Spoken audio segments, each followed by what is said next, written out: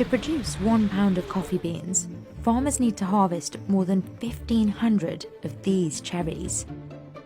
Each one contains 2 seeds that will be sorted, processed, and roasted before they reach your cup. In 2022, the average US price for a pound of coffee was $5.89. But there's a specialty category called single origin coffee that can easily cost over $30 per pound. Some exclusive harvests cost over $80 per pound. So what makes this coffee so special? And why is it so expensive? It's November in Nyeri County, Kenya, and the coffee harvest is in full swing. There are over 12.5 million coffee farms in the world. Almost 95% are owned by smallholders like Joseph. He runs a 1-acre farm, part of which he inherited from his parents. Coffee is all about quality. If you produce coffee with a higher quality, the higher prices you get for your coffee. Coffee grows differently depending on the altitude, climate, soil, and sun. Farms here sit around 1,700 meters above sea level in rich volcanic soil. The coffee grows very slow, they take long time to mature, and the longer coffee takes time to mature, the better the quality. Almost everywhere, every farmer is growing coffee. High-altitude coffee produces fruity and floral flavors. Drinking coffee brewed from beans exclusively from one region ensures that those distinct flavors come through. It's what's called single origin coffee. The quality and unique taste are the biggest reasons it can cost so much. But achieving that quality isn't easy. The terrain here is too uneven for machines, so farmers pick the coffee by hand, one cherry at a time. For coffee, ripeness is key. Nashuna ile red, ile matured. Nashuna ile imekomaa na ile ingine ninawasha. Lakini kwa muda wa wiki 2 ama 3 ile ingine imekomaa. Kwa wiki inaenda karibu 500. Mary has been growing coffee for over 25 years. Hii kahawa ni kuinherit kutoka kwa babu. Iko na miaka kama 50 something. Each branch has ripe and unripe cherries, so she has to pay close attention while picking. The way coffee is harvested here in Kenya is very different from how it's done in Brazil, the world's largest coffee producer. On huge farms with flat terrain, the harvest is mechanized. The trees are at a lower elevation, and the yields are higher.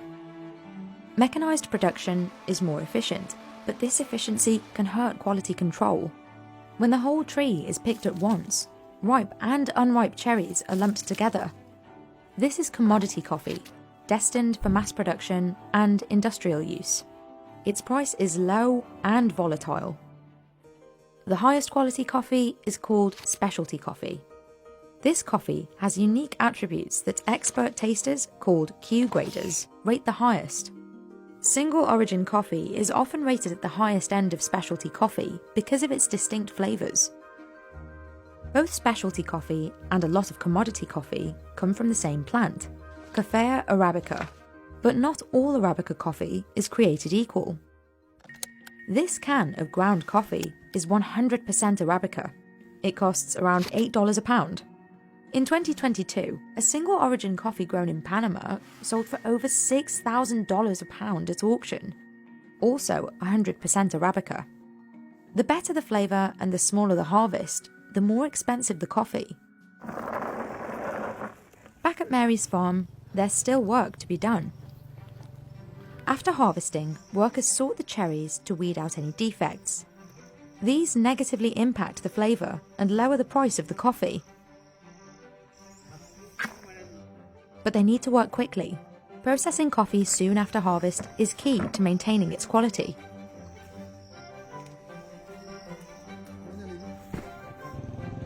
Processing infrastructure is expensive, so most farms in Kenya share centralised facilities. Over 1,000 farmers from the region bring their coffee here.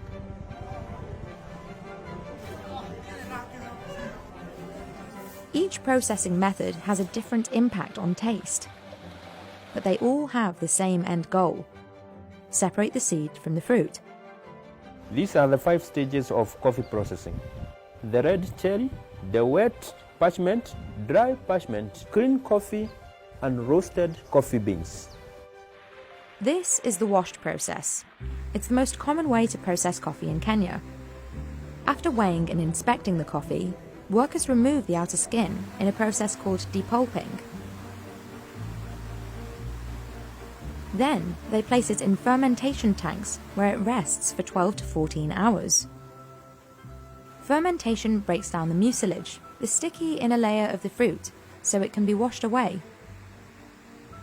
The next day, workers push coffee through a series of channels, cleaning off the seeds. This is also where one of several grading processes takes place.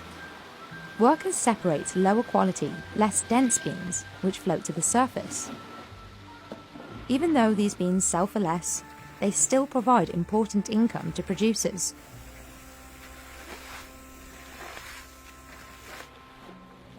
The denser coffee flows to soaking tanks to ensure any remaining mucilage is removed.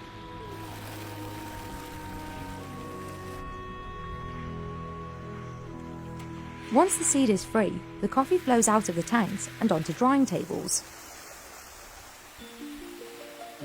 Roasters sell coffee either as a blend of beans from different countries or as single origin. But there's no officially agreed upon definition of the term. It can refer to a farm, a cooperative, or a country. Consumers who buy this type of coffee are usually seeking a particular flavour or aroma. The costs of processing, transportation, and running a roasting business are all bundled into the price customers pay for coffee. It's so expensive to get coffee here. Everything from the farm to the port, everything has gone up. The boxes where we ship your coffee for subscriptions or at home consumption, that packaging has gone up. With single origin, single producer, when you have the producer's name, it's an indicator that we paid more for that coffee because of the relationship. If you're paying in the range of $21 to $26, it's because we've invested in these areas that are important to us and we hope are important to them. How a coffee is processed can have a big impact on its flavour and price. The washed process produces delicious coffee, but it's expensive and can be wasteful.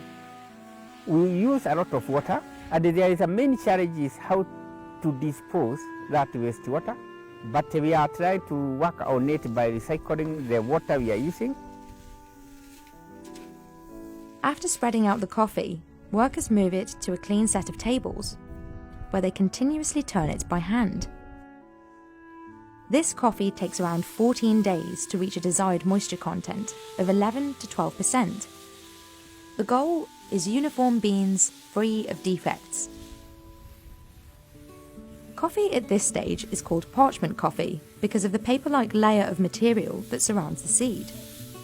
Before producers ship the coffee, they mill it to remove the parchment. This is a small machine used for local consumption. When milling large quantities, the coffee goes through another round of grading. Each country has its own methods of grading. In Kenya, each bean is classified by size. The shape and colour of the bean also impact the grade, but often the larger, denser beans are the most expensive. After months of work, producers are left with what's called green coffee.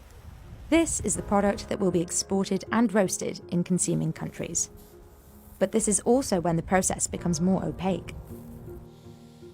Farmers don't always know how much a buyer pays an exporter, so they don't know if they're being cut out of potential profit. The benchmark for the price of Arabica coffee follows what's called the C market. It's an exchange, like the stock market, where traders buy and sell contracts based on the expected future value of coffee. But it doesn't consider the quality of the coffee. And the price is volatile, which makes it hard for farmers to operate sustainably. In 2019, the average closing price was $1.02 per pound. Its lowest point that year, 87 cents. Despite inflation and increased cost of production, the C market is almost the same as it was in 1980. Joseph is able to operate profitably, but that isn't the case for many farmers around the world. A 2019 study found that 44% of smallholder coffee farmers were living in poverty. Specialty coffee is bought at a premium above the commodity price. Joseph makes around $3.18 a pound. Due to the high quality of our coffee, there is a lot of demand. But our expectation is that the demand should go with higher prices. He says $4.55 a pound would be more sustainable, but his prices have actually decreased over the past few years. I don't know the reason why. Mostly we are told world market has flooded with coffee, but we still need more explanation on why the coffee is going down when we are still trying our best to maintain our quality coffee. For those who are producing less than 5 kilos from one tree, they are not even breaking even. The effort we make to produce that quality coffee, I can say we are not well compensated by those prices. Growing coffee requires steep investments, which don't always pay off for farmers. Kazi ya kahawa ni ngumu ukiwa hana pesa, lakini ukiwa na pesa si ngumu.